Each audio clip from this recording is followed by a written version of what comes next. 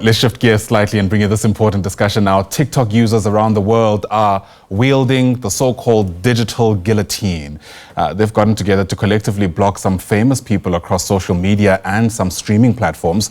The campaign is directed at A-list celebrities, Hollywood actors and influencers. The so-called hashtag #Blockout2024 digital movement hopes that its power and influence will gain momentum and spill over to other platforms, including Instagram, Facebook, and even Spotify. You might be wondering what on earth is happening, and if that's the case, you're in good company, because joining us now to explain this a bit more is Bridget Majuta, who is a social media activist herself and is with us in our studios here at Auckland Park. Great to see you, Bridget. Thanks very much indeed for popping by. Thank you so much for having me. We know the power of social media because we've seen it change governments in some instances, right? Not only was insofar as was taking place in the Middle East, but even closer to home, right? In Nigeria, there was once a time where activists took to social media. But let's start with some much needed context. Where did this begin under this banner, #Blockout2024? I think TikTokers are quite exhausted with what is happening all around the world. That, you know, the rich, the elite keep taking, and yet nothing is being done. You know, they are not using their platforms to fight, stand for what is right. There's no integrity as long as their bread is buttered, and that is all that matters. So TikTokers took a stand. The activists said, no more. We need to take matters into our own hands. If we want to see the change, we need to be the change that we want to be. So essentially, there's a lot of activist campaigns that are continuously ongoing on TikTok. And this one came about as a result of the Met Gala. I mean, a ticket is $75,000 just for one. And yet there are people all around the world who are hungry, who are starved, whose basic needs are not met, and no one is willing to do anything about it. So the people are tired, and the people took power into their hands, and they took the power back. What exactly are they asking for? So essentially, they want these celebrities, they're very upset with the fact that there are celebrities who are saying nothing, who are not getting involved in this entire Palestine and Israeli situation.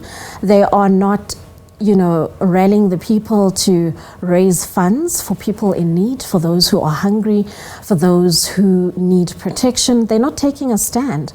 And so they're very upset that these celebrities are carrying on as if other people are invaluable, like they don't matter. And we've seen that kind of controversy even much closer to home. And what springs to mind for me is the former Miss South Africa, Lalela Mswane, right, who made the decision to go to Israel. I think it was for a Miss Universe pageant at the time. And people who were against the decision vented their anger mostly on social media, and it was ignored. I'm only alluding to that because I wonder how effective you reckon something like this is. I mean, do the celebrities typically listen? Some don't, because remember, at the end of the day, it's their bread that's being buttered. So if uzokipha isingwa emlonyeni, then what is there for them to do, you know? At the end of the day, each man for himself. That is how the people, the activists, perceive it of the celebrities. Yeah. And it's interesting that it's connected to the Met Gala itself. I mean, it's known to be this larger-than-life A-lister gathering where, of course, there's a whole lot more money spent there than we ever need to. And you contrast that with the state of depravity in Gaza itself. And I suppose the question becomes whether or not it's an indictment on the kind of culture that we have come to foster, even on social media, right? Because the Met Gala is only popular because people on social media, in many instances, are the ones who are highlighting and blasting it. And hence, they decided to take their power back and bakhiphe leso singwa emlonyeni wabo.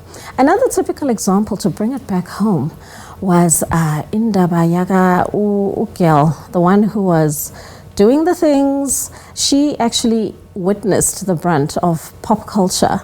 I won't mention her name, but we all know her. She was fighting in a retail store with a cashier that ended up losing their job. And so the cancel culture in South Africa said we are all unfollowing her. She had, I think, 600,000 followers.